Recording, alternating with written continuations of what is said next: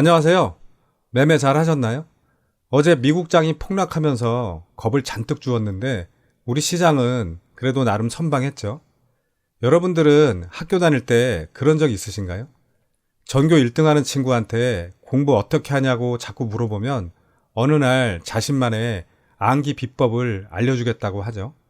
그런 많은 친구들이 관심을 갖고 들어보는데 어떻게 저런 걸 만들었지 하면서 놀랄 때가 많죠. 근데 문제는 막상 내가 해보면 잘 안 된다는 거예요.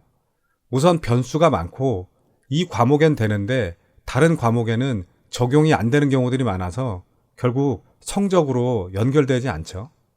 왜 그럴까요? 전교 1등 하는 친구는 그 비법을 만들 때까지 수많은 시행착오를 겪는 과정을 거쳤기 때문에 다양한 응용이 가능한데 결과만 듣는 사람은 그 과정이 없으니 당연히 어려울 수밖에 없죠.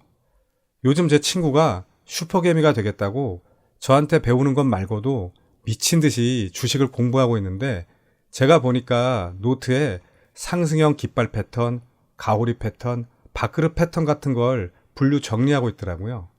이 친구가 학교 다닐 때 전교 1등을 자주 하던 친구였어요. 그래서 제가 그걸 보고 그런 패턴들을 공부 많이 하니까 매매할 때 도움이 되냐? 라고 물었더니 짧게 영어로 대답하더라고요. Never. 구독, 좋아요, 알림 설정을 잘 해놓으시면 마법 같은 행운이 찾아올 수도 있습니다. 저는 오늘 두 종목 매매 대응을 했는데 어제 분석을 하면서 멧돼지 1순위로 뽑아놨던 ST큐브만 설명을 드릴게요. 이 종목은 면역 항암제 개발 기업인데 어제 상한가를 갔었죠. 어제 상한가를 간 이유는 오는 11월 개최되는 미국 면역 항암 학회에서 면역 관문 억제제 혁신 신약의 임상 1상 중간 결과를 발표한다고 밝혔기 때문인데요. 임상 1상이니까 아주 강한 재료는 아니지만 세력들이 활용하기엔 충분하죠. 그리고 이 종목은 최근에 아주 큰 상승을 준 다음에 61선까지 깊은 조정을 줬죠. 그리고 어제 거래 대금은 320억으로 크지는 않았지만 아주 강하게 상한가에 들어갔기 때문에 제가 멋진 세력이라면 이렇게 마무리해줘야 한다고 강조해서 말씀드렸죠. 그래서 오늘 좀 시세를 줄 거라고 생각했고요. 다만 이 종목 세력들이 어느 정도 물량을 여기서 정리하고 나갔다가 아래 구간에서 다시 시작하는 거기 때문에 기준봉을 잡기가 좀 애매해요. 그래서 분봉에서 기준을 잡아야 하는데요. 분봉으로 매매 내역을 보시면 아침에 5% 이상 갭을 띄우고 밑으로 마이너스 4%까지 뺐어요. 오늘 이런 종목들이 많았죠. 그리고 어제 종가 위로 다시 올라오길래 여기서 매수를 할까 하다가 안 했어요. 아마 평소 같으면 여기서 매수를 했을 거예요. 왜 하지 않았냐 하면 전 전교 1등을 해본 적은 없지만 전교 1등을 했었던 사람에게 주식 투자를 가르치고 있으니 노하우를 말씀드리면 장이 안 좋거나 일봉상의 위치가 좋지 않을 때는 최소 9시 30분까지는 지켜보는 거예요. 왜냐하면 여기서는 여러 세력들이 들어오기 때문에 변수가 많거든요. 그래서 그 이후에 쌍바닥을 확인하고 매수하거나 시가 위로 다시 올라올 때 매수하는 거예요. 다시 한번 강조합니다. 여러 가지 상황이 좋지 않을 때는 9시 30분까지는 그냥 지켜보는 거예요. 그런데 여기서 그냥 올라가면 어떡하냐? 그럼 그 종목은 인연이 아닌 거예요. 자, 이 종목 역시 시가 위로 올라오는 척 하다가 21선까지 다시 내려오죠. 그럼 여기서 5일선과 11선이 만나는 휴게소 자리에서 매수하거나 시가를 다시 회복할 때 매수하는 거예요. 그래서 전 여기서 천주만 매수를 했고요. 올라가는 척 하다가 다시 제 매수가까지 내려오길래 매도를 준비하고 있었는데 다시 수급이 들어오면서 잘 올라가더라고요. 그런데 오늘은 5% 넘을 때부터 계속 분할 매도를 해나가지 않고 아예 VI까지 노렸어요. 그래서 오늘 VI가 18,050원이라서 17,900원에 50% 먼저 매도대기를 걸어 놓았는데 여기서 잘 체결이 되었고요. 요즘 제가 매도를 조금 더 늦게 하는데 기준이 달라진 건 아니고요. 이 종목은 힘이 좀 강하다고 봤기 때문이에요. 아무튼 VI 풀리고 약간 흔드는 것 같았지만 11선을 깨지 않고 쭉 올라가길래 어디까지 가나 지켜봤고요. 그랬더니 상한가를 다시 보내지는 않고 25% 찍고 내려오더라고요. 그래서 11선을 깰 때 여기서 남은 물량의 50%를 매도하고 나머지는 21선을 깨고 내려올 때 여기서 전량 매도 처리했어요. 종가는 14.1%로 마감했는데 이 정도면 완전 선방한 거죠. 전 이렇게 해서 잘 마무리했고요. 그리고 제가 어제 영상을 녹화해서 구독자님께 보낼 때 맨 끝에 ST큐브 OK? 라고 사인을 보냈는데 오늘 매매를 하셨을지 궁금하네요. 그 다음 오늘 시장 특징주 좀 보겠습니다. 우선 미디어젠이 제일 먼저 상한가에 들어갔는데요.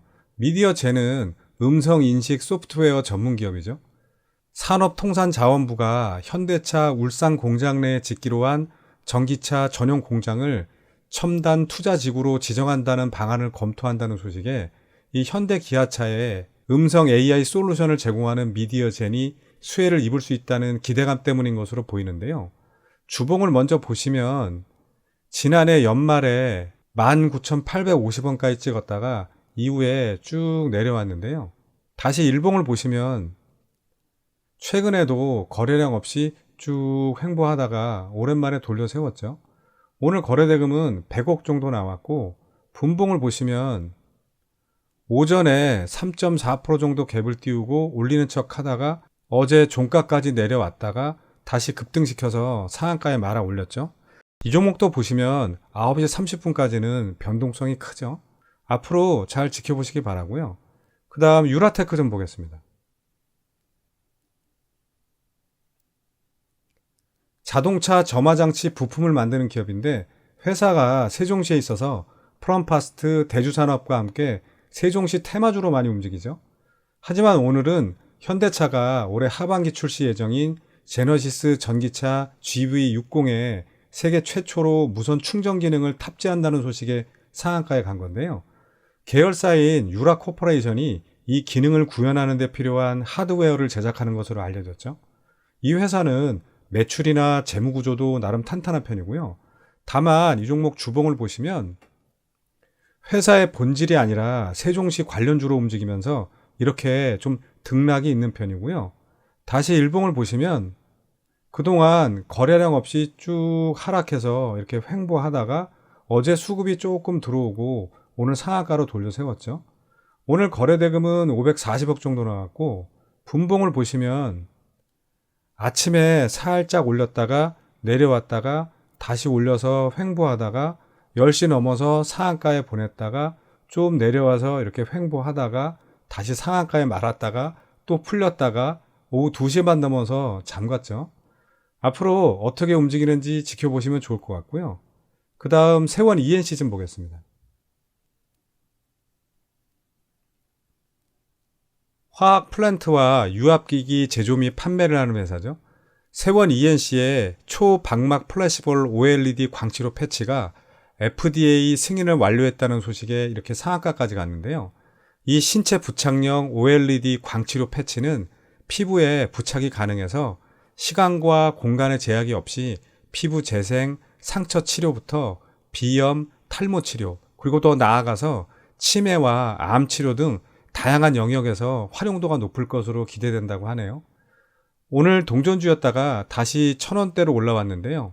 거래대금은 1,430억 넘게 터졌고 분봉을 보시면 아침에 마이너스 4.9%까지 뺐다가 이렇게 야금야금 올려서 오후 2시에 상한가에 말아 올렸죠. 그리고 3시 넘어서 몇 번 풀렸다가 다시 잠갔는데요. 시간의 거래에서는 상한가가 풀렸네요. 앞으로 어떻게 움직이는지 지켜보시길 바라고요. 그 다음 소마젠 좀 보겠습니다.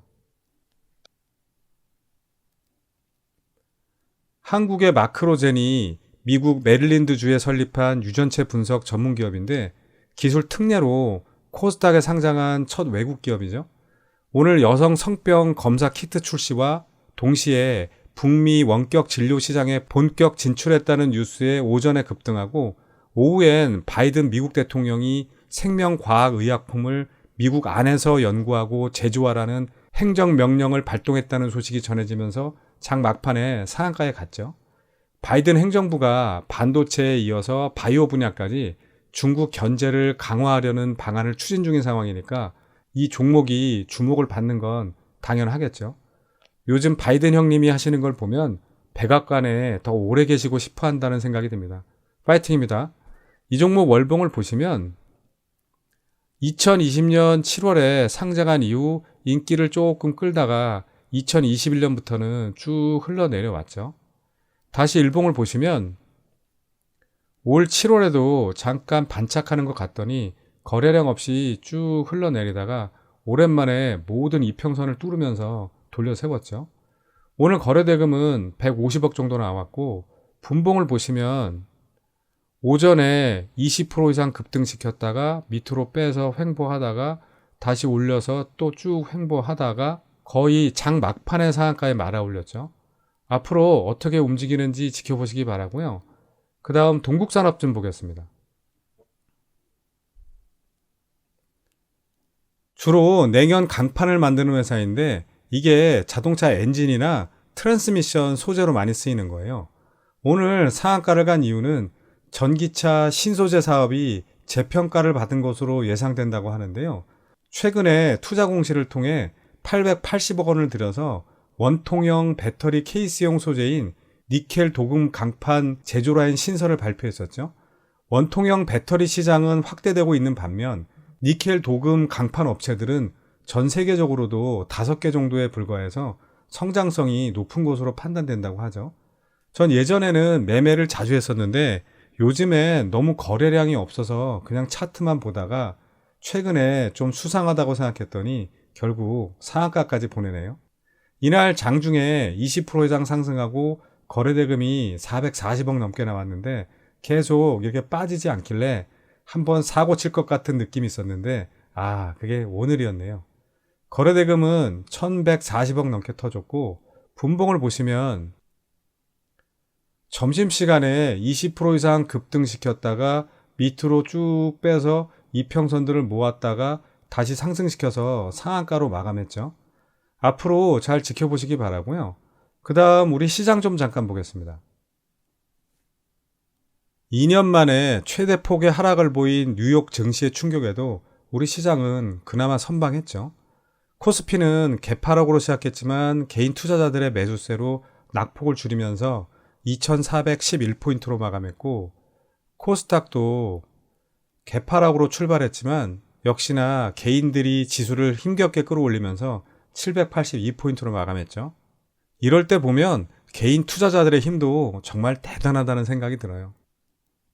어제 오늘 상한가를 간 종목들이 많아서 본의 아니게 영상이 조금 길어지고 있는데요. 그래도 상한가 가는 종목들이 많이 나왔으면 좋겠습니다. 자, 그럼 오늘은 여기까지 하고 저와 생각이 같으신 분들만 다음 영상에서 뵙겠습니다. 감사합니다.